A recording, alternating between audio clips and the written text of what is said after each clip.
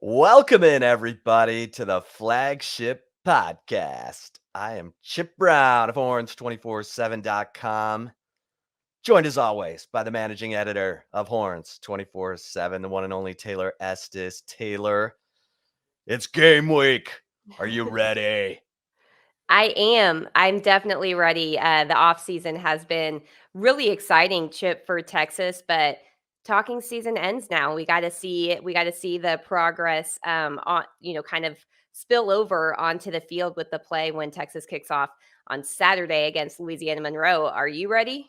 I'm ready. I'm ready. And we're gonna do the sexy thing. We're gonna get right into Quinn Ewers. We got to talk to him again. I Game know. week. And we this is the now he's had some time to digest being named the starting quarterback. Sark named him the starter on August 19th. He told Quinn Ewers and Hudson Card after practice that day, and Ewers has had a scrimmage to lead this team through, and then the final week of fall camp. Now he's in game week. And Taylor, it's fascinating. First of all, the Quinn Ewers everyone knows, they only know really the Quinn Ewers who reclassified, left South Lake Carroll early to go to Ohio State, collect some NIL money, and then transfer to Texas. He's been no football playing headlines for 2 seasons. And well, all of last year, I should say, not since his junior year at South Lake Carroll when he played in that state championship game against Austin Westlake. On Saturday night at 7, when Texas takes on Louisiana Monroe, it's going to be back about football for Quinn Ewers. And the interesting thing is, as we've gotten a chance to get to know him, hear about him from Sarkisian, from his teammates, this guy is an interesting mix of unbelievable arm talent, but a quiet country boy who loves to hunt, fish, play golf, according to his new Golffinity NIL deal. He's also like a spokesman for professional bull riding, which is fantastic. And Wranglers. And huh? Wrangler too, right? Wrangler. Oh yeah. I mean, this guy, thank God he came back to Texas. I Right. mean, it doesn't have quite the same resonance repping the professional bull riding association up there in Columbus, Ohio. But no offense to Columbus, it's probably got a lot of rodeo fans up there. But I mean, the teammates all say he's calm, cool, collected. They can't really read him all the time. But Bijan Robinson says he doesn't ever have negative energy. He doesn't ever, give off that negativity even after a mistake, an interception, whatever. He just goes over to the sideline, gets coached up, goes right back out there and keeps making those throws. And Steve Sarkisian, I asked him, I said, you know, how do you know if the game has slowed down for him? And he's like, yeah, he's not really a wear it all on his sleeve kind of guy. I like watch to see the confidence and the decisiveness of his throws and how he interacts with his teammates. Remember how Sarkisian's been talking about body language all fall camp? hmm This is why. Right. The kid Yeah. doesn't say anything. Right. Well, and I mean, one thing you have to think about, Chip, when we go back, and I know we've mentioned this time and again, ever since we had Riley Dodge, the South Lake Carroll head coach, on our podcast, everything we're hearing right now from, or not even just right now, throughout the offseason from Steve Sarkisian, from the players that are in the locker room with Quinn Ewers, has totally lined up with what Riley Dodge talked about, with how Riley Dodge said he is so even keeled, and sometimes I had to check myself because I was getting more fired up in when adversity struck than he was. But the one thing I think that, while he has not played a football or started a football game, as you had mentioned earlier, since his junior year of high school. However, if you go back to how he performed at South Lake Carroll and how just a solid player. I mean, he became the number one prospect in the country, a perfect rating from 24/7 Sports Composite. When you look at all of that, it's kind of like, okay, well, he hasn't changed, NIL hasn't changed him. Seems like he knows who he is. He's very grounded, it seems like, in everything that we've heard about him. And then just in talking to him, he's not some bragging type of, oh, toot his own horn type of guy. He seems like everything that Riley Dodge and the players have said. And if he has the same success at the college level, then this is fantastic for Texas because he was very successful at South Lake Carroll. He, started as I think he started as a sophomore there, or Yeah, did and he start had as one of the best sophomore years in Texas high school football history. 4,000 exactly. yards passing, 45 touchdowns, 3 interceptions, and, sort of broke out in a win over powerhouse Denton Guyer, in which they trailed 14 nothing, and he ripped off like 29 unanswered points. Yeah, and it's that if that can translate to the college game, Chip, then this is a fantastic sign for the future. Now, there's going to be growing pains. Obviously, Steve Sarkisian, if he didn't actually believe it, he wouldn't be saying that. I don't think he's really an excusing type of guy, and I don't think that's an excuse in any way, shape, or form. I think he's pretty real when he talks about a lot of things, and that's one of them. And so there may be some growing pains, but that type of calm demeanor, while you may want to see a more rah type of leader from your quarterback. It obviously impacted in a positive way his teammates at South Lake Carroll when adversity struck and he was very even keeled. It probably is kind of something that can wash over the team. And that's a good thing because everybody saw what happened to Texas last year when adversity struck, it was like duck and cover and, oh no, here we go. Like those type of concerns. And it seems like Quinn Ewers is the basically polar opposite of the type of personality and demeanor than what Texas had last year. And I don't think that's a bad thing. I think that's a really good thing because if anything can be opposite of what happened last year, take it as a win, chalk it up as a win. Yeah. Growing pains and all. Yeah, I mean, look, Steve Sarkisian, we've said this. If you're a fan of the Flagship podcast, if you're listening for the first time, welcome. Where you been? But Steve Sarkisian, it's now on him. He's betting on himself because there are those in the program who say Hudson Card had the better fall camp. Steve Sarkisian is betting on the upside of Quinn Ewers. He's betting on that sophomore and junior from South Lake Carroll, who, as a sophomore, again, 45 touchdowns, 3 interceptions, and as a junior comes back from double hernia surgery mid-season to lead his team past nemesis Duncanville, who they hadn't beaten in recent years, to the state championship game against Austin Westlake when they were not expected to get there. Now, your senior year, South Lake Carroll would have been absolutely favored to win the 6A state championship. We didn't get there because he reclassified and went to Ohio State. But Sarkisian's betting on that guy evolving, developing as a college player. And it's fascinating. When we talked to Ewers, I said, has it slowed down for you? He's like, well, it was a little fast in the spring. And that's when we knew he was throwing some interceptions. And he's thrown some interceptions even in late in fall camp. But Sarkisian said, look, when you get to the 14th, 15th practice of fall camp, we have installed everything. And it's like your head is swimming and you don't know what's getting called. We just yell out the play and the quarterback runs it. He said that will all change this week in game week. The scripted plays will get narrowed down enormously to the plays that Sarkisian and Ewers discuss as the plays Ewers is most comfortable running.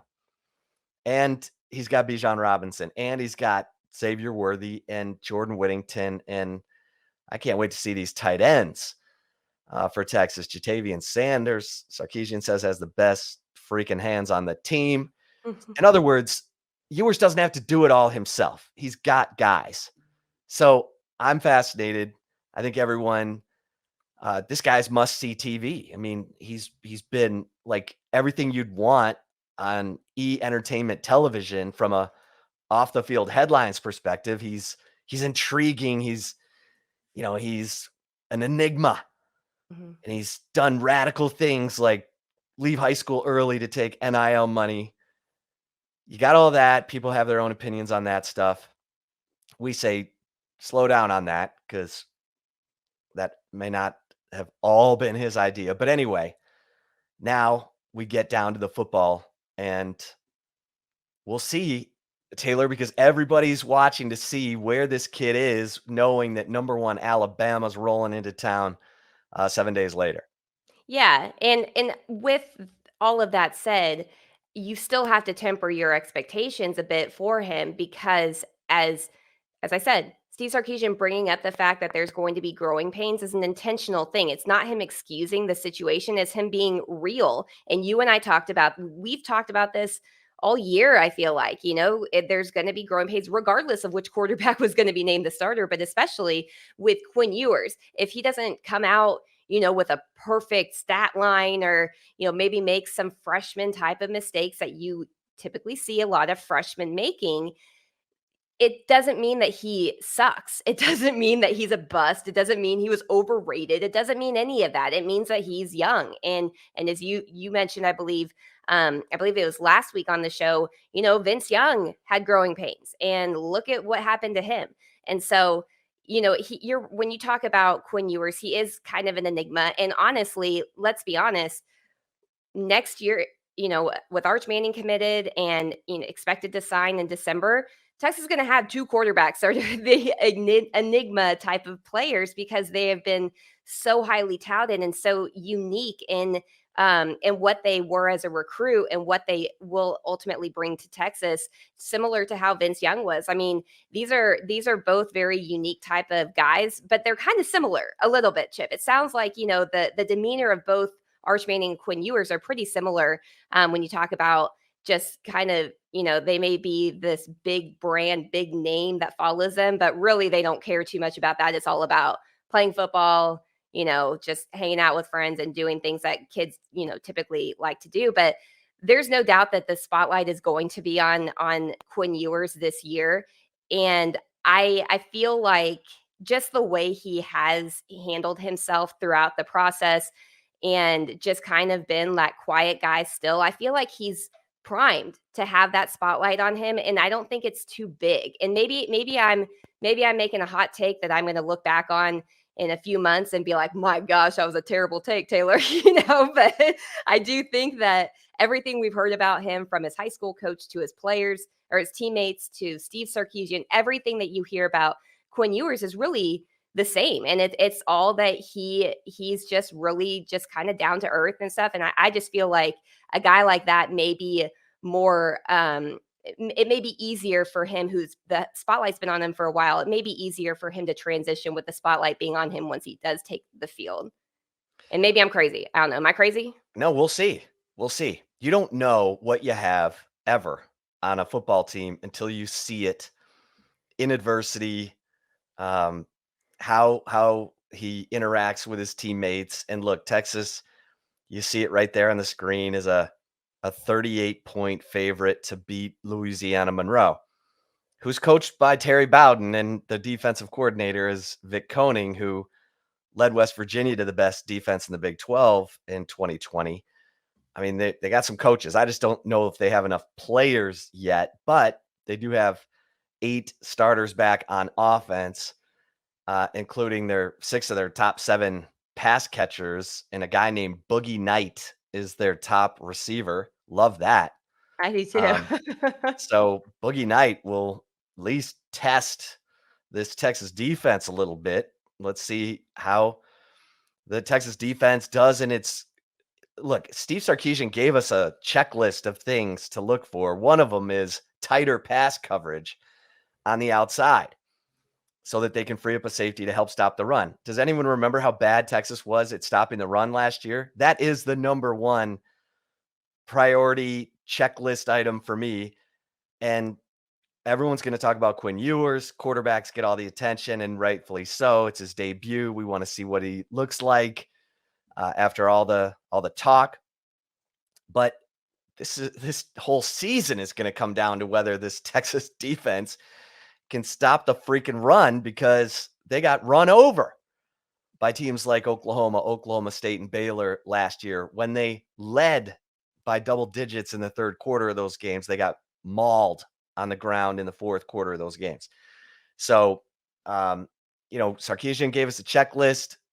One reason he wants to play tighter coverage is to bring the safety down to help stop the run. The other is to help what has been a non-existent pass rush get to the opposing quarterback. So, Taylor, some little nuggets that and kicking field goal sounds like it's going to be an adventure, right? What'd you think of Sarkisian's response when he was asked about kicking field goals?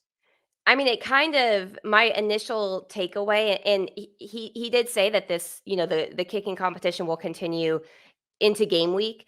But when we spoke with him on Monday during his game week press conference, I got the sense that Will Stone will be handling kickoffs and Bert Auburn will be handling field goals, because that's kind of how he posed it. It was kind of like, Right. oh, Will Stone, he's good. He's is consistent with kickoffs, and Bert Auburn's been better at kicking field goals. So it's kind of like, okay, so there's going to be three kicking specialists essentially, with Isaac Pearson handling punting too.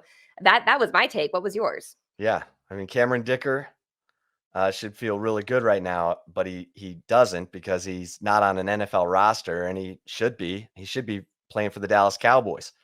But yeah, I mean, Dicker handled it all last year. This year, we're going to have Isaac Pearson punting, it sounds like. As you mentioned, Will Stone handling kickoffs. He must have really improved since that open practice we saw back a month ago, Taylor. Yeah. Good I don't mean to heavens. laugh. That's mean. I'm not trying to laugh at it, but And there Bert was a Auburn, whoa issue there when we were watching it. the guy with the sideshow Bob hair, like everyone wants him to be the kicker at Texas because like NIL deals should pour in for this kid with that hair. I mean, you can't Yeah. miss it when he takes his helmet off. It's burnt orange and, Yes. and it's enormous. So this is going to be an adventure. Is what it's going to be, kicking field goals. But Taylor, Steve Sarkisian, we'll get to the projected depth chart here in a second. But he said he feels like this team is faster, closer, Mhm. and tougher than last year's team. And he feels like mentally it's a more confident team. Now, playing against your own offense and defense is a whole new it's a whole new world once you get on the field against opponents who are trying to trick you and keep secrets from you and surprise you. So let's see how it all plays out. But we know Steve Sarkisian has put in a ton of extra time, Culture Wednesdays, everything, trying to build better bonds on this team, player to player, coach to player, coach to coach, so that when adversity strikes, this team will rally instead of scramble and in their own directions. Yeah, and Steve Sarkisian was asked about, his culture, and he did say Monday that he feels it's the best that it's been. And Chip, if you go back to last off season with him, his message when asked about the culture was more focused on culture is something that takes time to develop. It's not something that's overnight. It's not something that you just force down some, players' throats and they take it and run with it. It's something that you have to develop.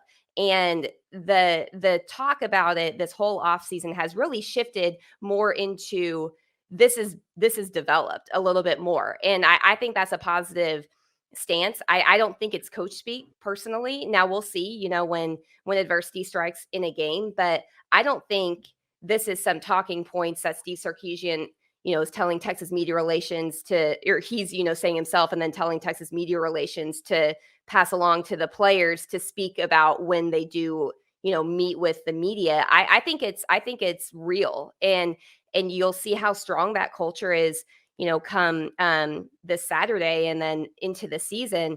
But if there is a closeness, I feel like among a team, among a coaching staff, with the players, with the coaches and stuff, that's a big deal because it matters more than just a win and loss. It matters because you care about the people next to you. You care about, your coaches. You care more about the team instead of individual, identities and things along those lines. And I feel like that's been pretty consistent in a lot of the messages that we have heard this off season. One thing I think that when just real quick, when you talked about the things that Steve Sarkisian feels like the team's different, being faster, tougher, more confident. That the other thing he did say that he feels confident that this team can do well is create explosive plays on both sides of the ball. And he even said on special teams, whether it was blocking punts or in the kicking game or big returns and things like that.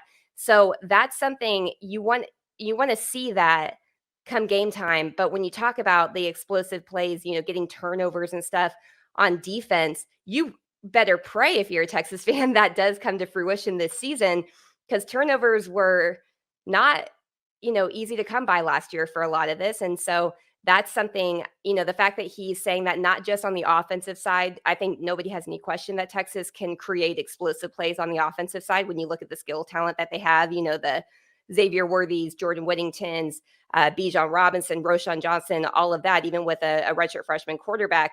You expect explosive plays, but the fact that he did say that he feels comfortable or confident that those explosive plays can also come on the defensive side of the ball, I think that's probably a crucial takeaway from his game week press conference that may not be something that has been talked about enough leading into this game week.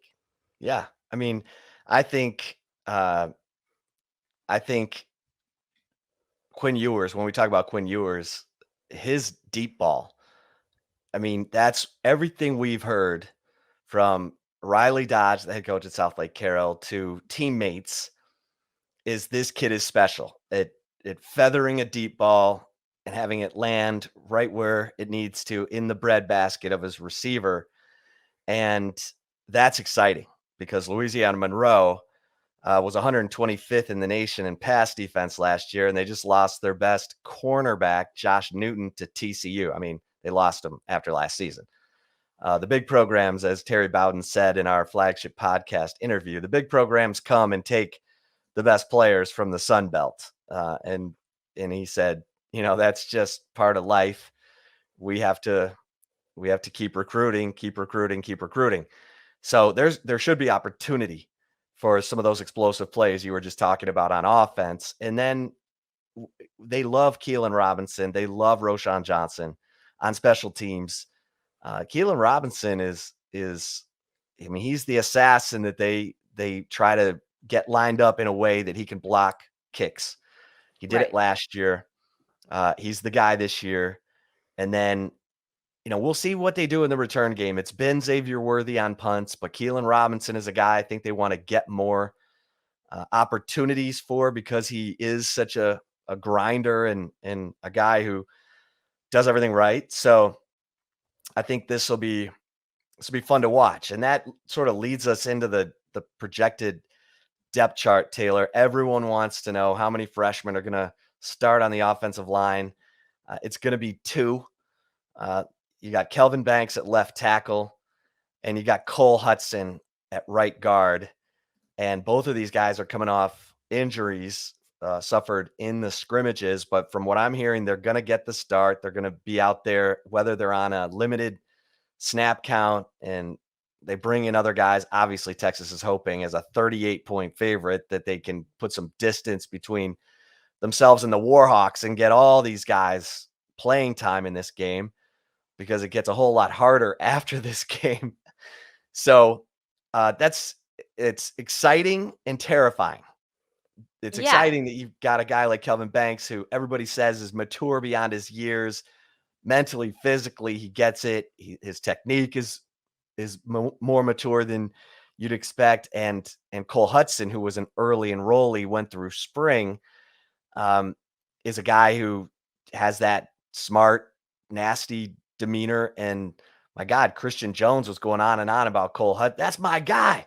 I tell him I love him every day, and I do. And I'm like, wow, you guys have only known each other for a few months, but Yeah. you know, 2 freshmen starting on the offensive line, Taylor. What do you think about that? I think that's not an ideal situation for any offense or offensive line coach in college football, but it's what Texas has. And when Steve Sarkisian, going back to the growing pains, when he's talked about growing pains, he didn't just say it from the quarterback position. He said it as a team. And I think you'll see probably a lot of those growing pains on the offensive line. Now, Chip, we've talked about this ever since Texas, I feel like ever since they signed the offensive line class in the 2022 recruiting cycle, which is one of the best O-line overhauls, I think, in recent recruiting history, not just for Texas. But we've kind of tried to hammer home the fact that these guys, they're very talented. They have a lot of upside. But if you go into the season, especially with like a guy like Calvin Banks having more than likely, we did not get an official depth chart. So projected to start at left tackle. And then you also have Cole Hudson projected to start on the offensive line, too. You can't expect them to be day one All Americans. And if they are, my gosh, then they are a special caliber of player. But it doesn't. Unicorn.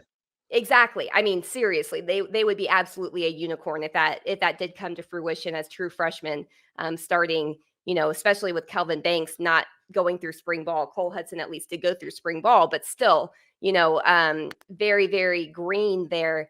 And I think you have to have the same type of expectations that you have with Quinn Ewers, where if there's bad plays, the growing pains, if they start showing up in the offensive line, at those guys, roles, then it doesn't mean they're a bust. It doesn't mean anything. It means that they're in a position that I think you talk to any O-line coach in college football, if you talk to them without a camera or a microphone in front of their face, I think if you said, ideally, would you want to start two true freshman offensive linemen? The answer would probably be bleep no. Like, I mean, it's Oh, just bleep no. yeah, I mean, it takes that and quarterback are the positions that you hope to redshirt if you possibly can. Texas is not in a situation to have that luxury. However, this is where they're at. And again, I think we have to keep hammering home, probably also for like our members over at Horns 24/7, their sanity's sake. I hope they hear this. And I know they probably won't, but I'm gonna repeat it until I'm blue in the face. If there's struggles, it doesn't mean these guys suck. It doesn't mean that they're bust. It doesn't mean anything. It means that they're young and they're in a position that a lot of times true freshmen don't expect to be in, nor do coaches expect or want them to be in. So there's the youth movement will be definitely on display come Saturday when Texas takes the field against Louisiana Monroe. And I think for the sake of fans, just their own personal health, mental health. Just keep a little bit of a lower expectation when it comes from some of these young guys, and hope that they exceed that expectation because there will be growing pains, and it's not just at quarterback, Chip. Yeah, no, I appreciate you trying to be the Surgeon General here for Texas Longhorns fans and their mental health. Yeah, You and I I mean, both know. we have to moderate a message board, so That's that right. might be why. But That's right. We get we get the most fanatic of the fans. Fan is short for fanatic, and so we are concerned about your mental health, yes. and so listen to Taylor, will you? For crying out loud, because good days are coming. Good days are coming with Kelvin Banks, Cole Hudson, Quinn Ewers. Um, But let's get on to some of the other nuggets in the depth chart, Taylor, because I am the president of the Jalen Gilbo fan club. Hmm.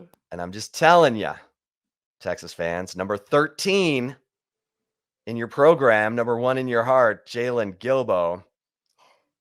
In talking to the players, Taylor, you were there. I was asking them all about Jalen. They're all like, oh my God, Jay Hmm. Jizzle, that guy. Uh, Man, he's all business. He came in ready to work. He's got it down. He makes plays. My man, Jade Barron got a little nicked up in one of those scrimmages, and Jalen Gilbo stepped right in and was like, wow. So let's see. You're going to have number 23, Jade Barron, number 13, Jalen Gilbo. at that critical star nickel position in Pete Kwiatkowski's defense. And don't be surprised if you see number 13 out there a lot. And this kid can play corner too. And I think he may be the number 3 corner on this football team right now. So I Yeah. can't wait to see this kid. For sure, and it kind of goes back to what Josh Thompson was talking about when we had him on the Flagship podcast earlier in the year when, asking him some guys that have stood out, that was the first one that he mentioned. It was like, I'm telling Deshaun Jameson, this is in winter conditioning too, mind you. It's like he Yeah, was telling winter Deshaun Jameson, conditioning. yeah, telling Deshaun Jameson, like, you got to get it together because, like, this guy may come and take your spot. And he was on pace, honestly, to do that. And then he had, the suspension that's been all cleared. So he's been back. But still, I think that kind of held him back a little bit from securing that number one, or at least battling, toe to toe and continuing to battle with it for that number one corner spot on the opposite side of Ryan Watts with a fifth-year senior in Deshaun Jameson. I mean, if that doesn't tell you what this kid's upside could be, I don't know what else to say. I mean, Well, stepping in. Go ahead. yeah, and then Deshaun Jameson got the message. Yeah, and And he and answered. and Huge. he ended up having the best fall camp of anyone in terms of interceptions, plays made. I think he had 2 pick sixes Mhm. at least, and may finally be back. We thought Deshaun Jameson was on a trajectory to be an all conference type player. And then last year he was biting on double moves and teams were just working him. And it seemed like he took a step back. And so if you get the Deshaun Jameson who was on that trajectory of being an all conference type player, and you get Jalen Gilbo as a playmaking star nickel, um, then this secondary has a chance to be a lot better. And I think you've got guys at the safety position in Anthony Cook and Jaron Thompson who understand what happened last year in terms of the last line of defense at times didn't care much about being the last line of defense, and whatever needed to get changed out, whether it's attitudes on the current players or players who were here last year who aren't here, I think they get it. But we all know it's one thing to play like Texas did early last season. Obviously, they looked really good against Louisiana. Don't forget that. And then they got housed. They got ambushed by Arkansas.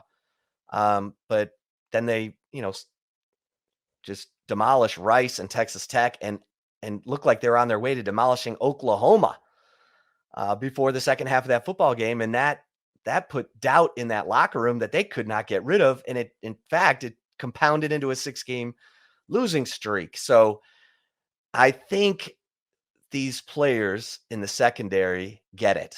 We'll see. They're coming from other positions. Our man Michael Griffin, the former Longhorn national champion and Pro Bowler with the Tennessee Titans, can't. He's like, "Are you kidding me? They don't have safeties in the program. They got to move guys from other positions to play safety." Like, he was mad. That's my Yeah. position. We got to have dogs there. We got to have safeties, guys who played safety the whole time. Yeah. Not guys moving around once they get to college. He's like, last year they were moving receivers to safety with Brendan Schooler. What happened to the safety position at Texas? It used to be monstrous. Earl Thomas, Michael Griffin, they had dudes. Michael Huff. I mean, Yeah. they gotta get it together. He took it more personally, I think, the poor play and all of the what you just described. I think he took it more personally than the players themselves did last season, You did. and that's a problem. I mean, you're talking about a legendary Texas defensive back, and he was part of the group that made Texas, have a claim to the DBU title. Well, that's gone. Like, let's be honest. Like, Texas has no argument right now in calling themselves DBU, like zero, literally zero. And they need to get that back. You would hope that Blake Gideon, being the safeties coach, being, playing alongside of some of those elite type of players, would try to want to re-energize and reinstill that in there. I mean, I think, he has a ton to prove to Chip. When you look at this season, he had a difficult task last year a little bit with just a lack of bodies, a lack of elite guys. The fact that they had to move Brendan Schooler from receiver to play safety and then start. It wasn't just for depth. He was the starter, and he hadn't played in the secondary since his freshman year, which was like 4 years prior to that. I mean, Blake Gideon has a ton to prove, and like I don't think that excuse works this year because Steve Sarkisian himself, even though Anthony Cook, has moved to safety from initially being a corner, playing nickel back a lot last year too, but Steve Sarkisian pointed to the fact that he's played a lot of football, and his football IQ, his football knowledge, kind of makes him feel a little bit better with the safety position as a whole, and helping to be able to have tighter coverage to hope that the pass rush comes home more consistently than it did last year.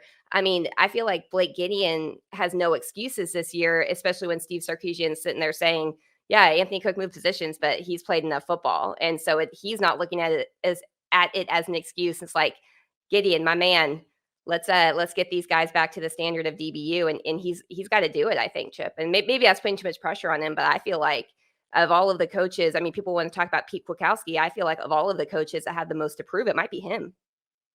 Yeah, certainly the tying together of the front and the back of the defense has got to be better than it was last year. This looked like a defense that was on completely separate pages. And Sarkisian said, "Look, you want to know what my culture's all about? It's 100 guys coming out and playing as one."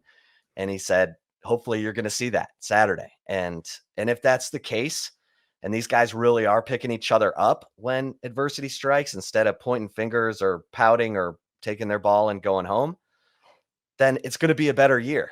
Period. Because some of those games Texas lost, you're like they had to work hard to lose them. Hmm. And then, once that doubt came into the locker room and they're going up to West Virginia and losing at home to Kansas. I mean, anyway, just think about that. Think about the bar that that that that team set. It's like a broomstick on the floor, Taylor.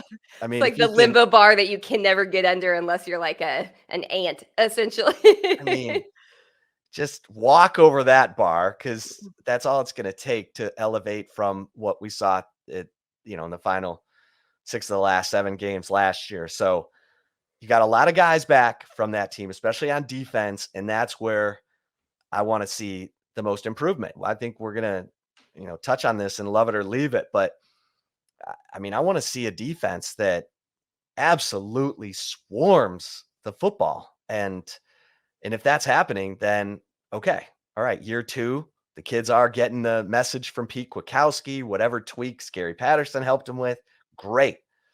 Everybody gets the credit. Everybody, goes out and celebrates, but let's see it and let's see it consistently because we did see good first half defense from Texas last year. Don't want to make it sound like they were clueless because they played some good first half defense last year. And people forgot about it because by the end of the game, they'd given up 300 yards rushing. But the first half, was heck, it was even okay against Arkansas. And they led at halftime against Iowa State. But it's got to be consistent. Texas is not a 4-quarter program right now, and they got to become a 4-quarter program again on both sides of the ball. Last year, you had great special teams. You had an up and down offense that put up 35 points per game. That's pretty darn good. But a defense that gave up 31.1 points per game, that's inexcusable. 5.2 yards per carry given up last year was the second worst in school history. If you don't stop the run, you don't have a chance. So let's see what these guys got on Saturday night. Yeah, and one thing I wanna say too, Chip, and Steve Sarkisian did talk about this a lot last year after some of those second half losses, was the time of possession differential also played a factor. I mean, you had when things bogged down in the second half of games, you had an offense that couldn't stay on the field and a defense that couldn't get off the field, and when your offense is going 3 and out to an already tired and struggling defense, it's going to snowball into giving up 300 yards rushing. I mean, that's just a fact. It's science. I mean, my goodness, if you're like, my father-in-law has always said the best defense is one that's not on the field. That's the best defense because you don't allow the opportunity for the opponents to score, unless there's a turnover by the offense and the defense scores. I mean, and I know that sounds like a silly, stupid thing, but it's true. And if, that to me also, I think Steve Sarkisian also needs to kind of prove himself a little bit as an offensive play caller if there are situations where it's a close game and it seems like the defense is tiring itself out. I know Steve Sarkisian loves the big play type of thing, calling those big play or those shots, the deep balls and stuff like that. But he's got to dial that back a little bit. I mean, because if there come situations late in games similar to last year where he's trying to just like make a big play happen and not considering the fact that there's a massive time of possession differential until after the game when he sees the stat sheet, that's setting your defense up for failure too. And I don't know if that was addressed enough or acknowledged, I think, enough last year. And I think that that's something Steve Sarkisian, you hope that the defense doesn't come to that. But on the flip side, there's going to be situations where that may happen, just with depending on the style of offense that Texas does play and everything. And so he's got to dial that back a little bit too, in my opinion. Yeah. Yeah. I mean, he said last year that he tended to simplify things when things got tight instead of continuing to be the motions and complex offense that he prides himself in having. And he's got to make sure that he's not the reason that these guys become predictable and defenses can sit on plays and snuff them out because we did see that last year.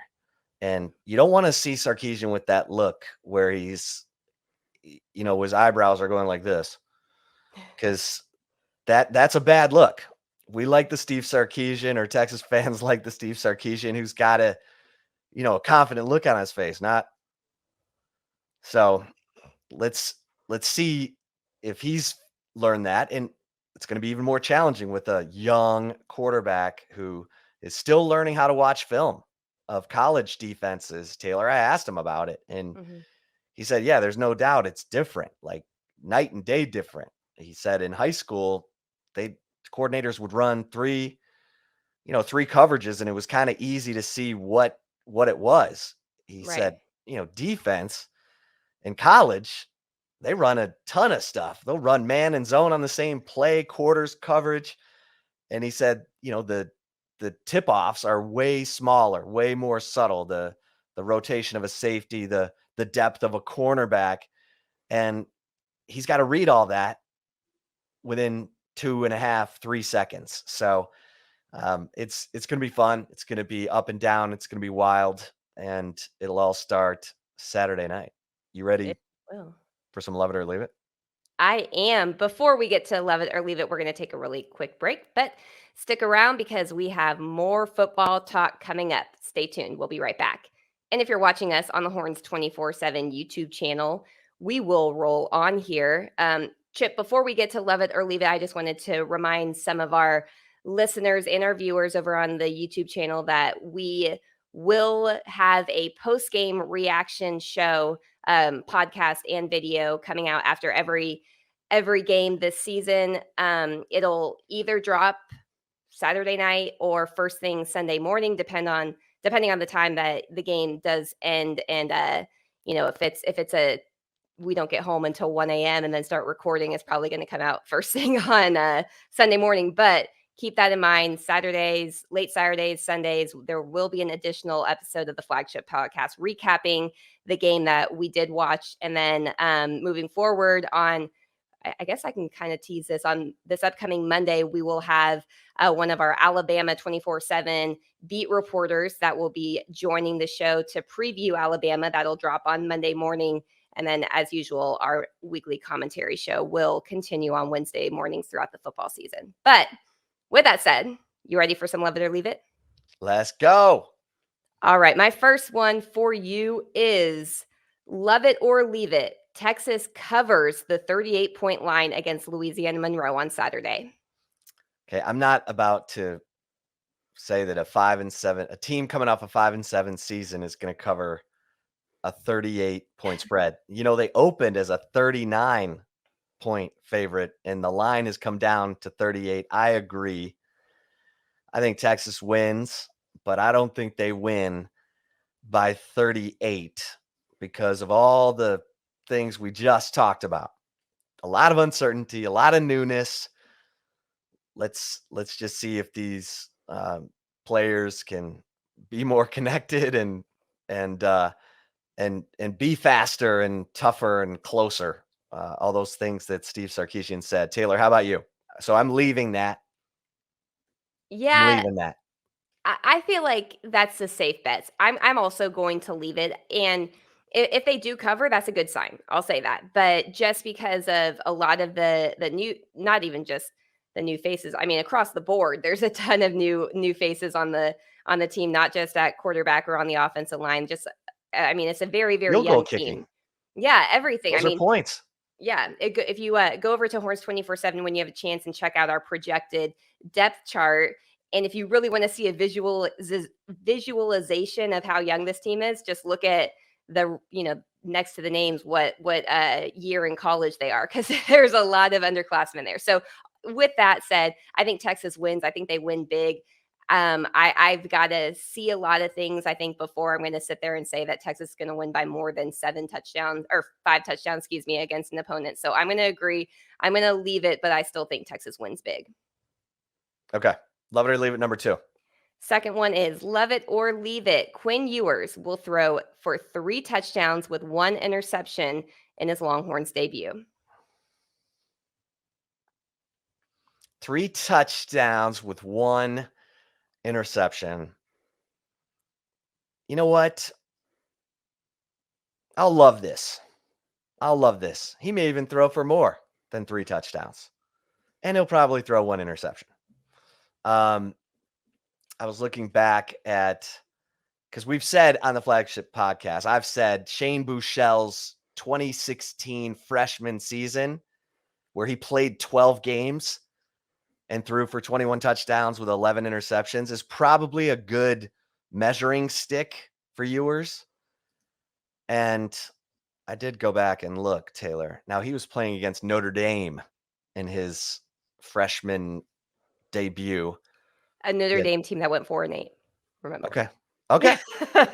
He had 2 touchdowns and 1 interception. So I'm going to love this, Taylor. I think Quinn Ewers will throw for 3 or more touchdowns with 1 interception in his Longhorns debut. What about you? So I was gonna leave it because I was gonna say that he will throw for more than 3 touchdowns. But if you're gonna say 3 or more, I guess I'll love it too, because that I was gonna say I think he throws for more. Okay. I think and I think 1 interception is probably potentially on the table as well, because he does like kind of the deep ball's his friend. You know what I mean? I mean, he likes that, and he's gonna try to make every throw that he possibly can. So I'll say I'll love it saying he's going to throw for more than 3 touchdowns, probably 1 interception. Now, depending on the weather, if for some reason it's raining or something like that, then Yeah, that there's a may not come. 40% chance of rain on Tuesday. As of Tuesday, there's a 40% chance of rain on Saturday night. Yes, so that could change the way that I'm looking at this. But if it's dry and out there on Saturday night, then yeah, I think that he throws for actually more than 3 touchdowns. But since you loved it saying 3 or more, I guess I should have worded it that way. I'll love it too, saying that. I'm gonna Okay. say 4 or more, Ooh. just to change it. Ooh. That's a hot take right Yeah, there. That's a hot hot take, take. folks. Take the over on Quinn Ewers' touchdown passes, says Taylor. All right. Love it or leave it. Number 3. The final one is love it or leave it. The Texas defense will hold Louisiana Monroe below 100 yards rushing and win the turnover battle. Wow. Can you imagine that? I should have looked up to Nope. see if Texas I can't. Never go ahead. held Louisiana last year. Let's look. Louisiana's a good football team too. They had a bunch of dudes back. Um, Texas uh, held Baylor to 102 yards rushing. Wait, no, I'm sorry, that's the I think that's the Texas stats, actually. Yeah, Louisiana, they held to 76 yards rushing. Okay. My bad. I was looking at Texas team stats on offense last year in that game, so You know what? This is not like me to take a leap of faith. I'll learn my lesson if I'm wrong on this, Taylor. But I mean, it's your season opener at home in front of 100,000. You're playing a team that went 4-8. They lost Willie Tyler, the former Longhorn, who was the best offensive lineman at ULM last year.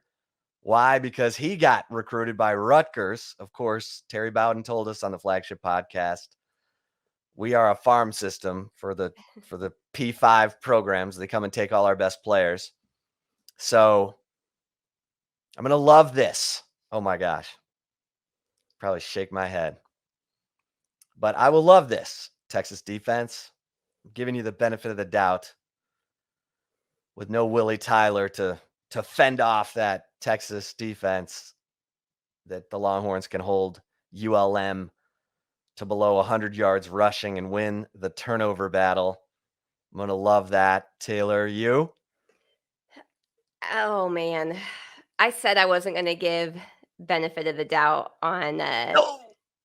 defense, especially, you know, up front just after last year. I'm just still a little shell shocked. Now, the other thing, if it is raining, then I would 100% leave this just because I figure they'll probably try to run the ball. And I think more times than not, in 4 quarters, you can probably find a way to rack up a little bit more than 100 yards rushing if that's the only go-to that you have. But yeah, I'm gonna leave it just since I don't want to go back on my word. I said I'm not gonna give much benefit of the doubt. It's a show me, don't tell me type of thing.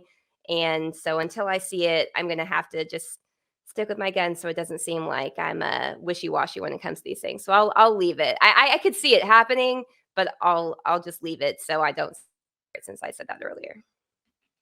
Remember how good Texas looked in that opener last year against Louisiana, a Louisiana team that was loaded under Billy Napier.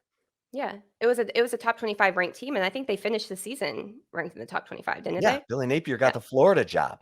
Mhm. Like they did well enough for him to get the Florida job, and Texas absolutely looked impressive. They looked impressive through the first quarter or whenever Caleb Williams came into the OU game. Well, okay, the Arkansas game was a disaster. Never mind. Yeah, that was a Uh, disaster. but they had more.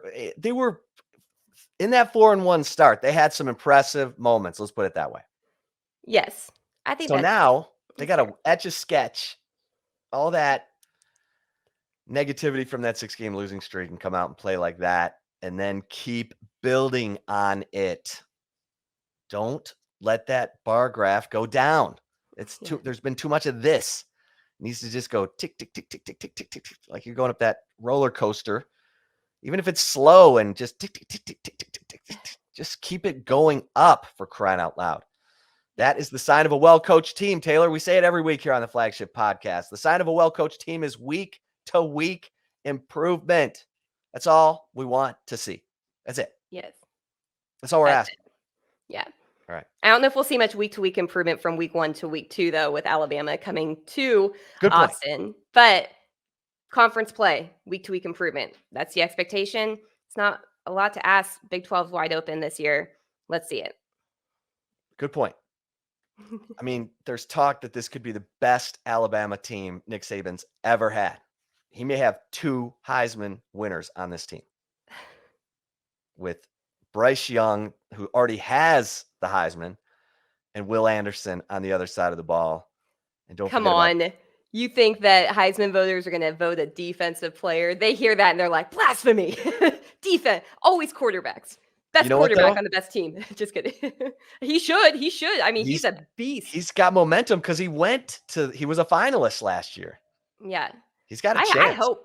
I mean, I hope that if it's not Bijan Robinson, I hope it's Will Anderson. I mean, I would just love to see a change in the I'll say the tide, You but just don't want all of his Heisman highlights to come from September 10th.